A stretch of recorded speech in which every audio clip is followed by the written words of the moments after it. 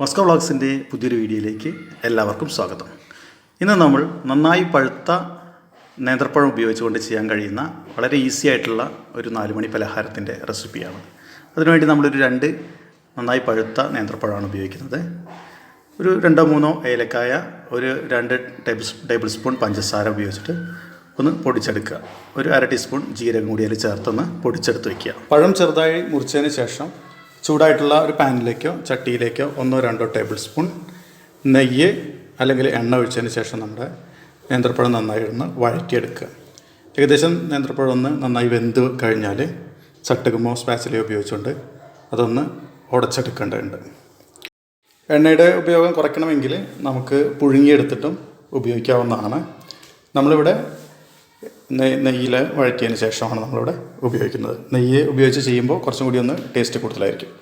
പിന്നെ അതിലേക്ക് നമ്മളിവിടെ റവയാണ് ഉപയോഗിക്കുന്നത്. ഏകദേശം ഒരു 1/2 മുതൽ 3/4 കപ്പ് വരെ നമുക്ക് റവ ഉപയോഗിക്കാം. കുറച്ചായിട്ട് ചേർത്ത് കൊടുത്തുകൊണ്ട് നന്നായി ഒന്ന് ഇളക്കി യോജിപ്പിക്കുക. വറക്കാത്ത റവയാണ് ഉപയോഗിക്കുന്നതെങ്കിൽ 1-2 മിനിറ്റ് സമയം ഒന്ന് നന്നായി നമ്മളൊന്ന് ഇളക്കി കൊടുക്കണം. ഏകദേശം ഒരു മീഡിയം ടു ലോ ഫ്ലെയിമിലാണ് ഗ്യാസ് ഉണ്ടായിരിക്കേണ്ടത്. നമ്മുടെ വീഡിയോസൊക്കെ ഇഷ്ടപ്പെടുന്നുണ്ടെങ്കിൽ ഒന്ന് ലൈക്ക് ചെയ്ത് സപ്പോർട്ട് ചെയ്യാൻ മറക്കരുത്. അതുപോലെ ചാനൽ സബ്സ്ക്രൈബ് ചെയ്യാതെയാണ് വീഡിയോ കാണുന്നതെങ്കിൽ ഒന്ന് സബ്സ്ക്രൈബ് ചെയ്ത് സപ്പോർട്ട് ചെയ്യുക.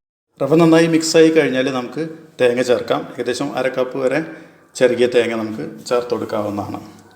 അതിനുശേഷം നമ്മൾ നേരത്തെ പൊടിച്ചു വെച്ചിട്ടുള്ള ഏലക്കായ പൊടിച്ചതും കൂടി ചേർത്ത് കൊടുക്കാം.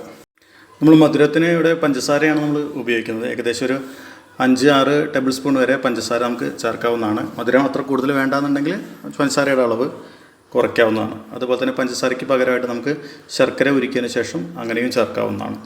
ഇവിടെ നമ്മൾ പഞ്ചസാരയാണ് ഉപയോഗിക്കുന്നത്. പഞ്ചസാര ചേർത്തതിന് ശേഷം നന്നായിട്ടൊന്ന് നമ്മൾ മിക്സ് ചെയ്ത് കൊടുക്കുക. ഏകദേശം നന്നായി മിക്സായി കഴിഞ്ഞാൽ നമുക്കൊന്ന് അടച്ചു വെച്ചതിന് ശേഷം ഒന്ന് സ്റ്റവ് ഓഫ് ചെയ്ത് വയ്ക്കാം. നമ്മൾ ഇത് ചൂടാറിയതിന് ശേഷം ഉരുട്ടിയതിന് ശേഷം നമ്മൾ എണ്ണയിൽ വറുത്തെടുക്കുകയാണ് ചെയ്യുന്നത്. നമുക്ക് എണ്ണ ഉപയോഗിക്കാതെ ചെയ്യാൻ താല്പര്യമുള്ള ആളുകൾക്ക് ഈ സമയത്ത് ഇതിലേക്ക് കുറച്ച് ഒരു 1/2 കപ്പ് മുതൽ 1 കപ്പ് വരെ പാലോ അല്ലെങ്കിൽ ചൂടുവെള്ളം ഒഴിച്ചുകൊണ്ട് റവ അതിലൊന്ന് വേവിച്ചെടുക്കാവുന്നതാണ്. അത് തണുത്തതിന് ശേഷം ഉരുട്ടിയതിന് ശേഷം ഉപയോഗിക്കാവുന്നതാണ്.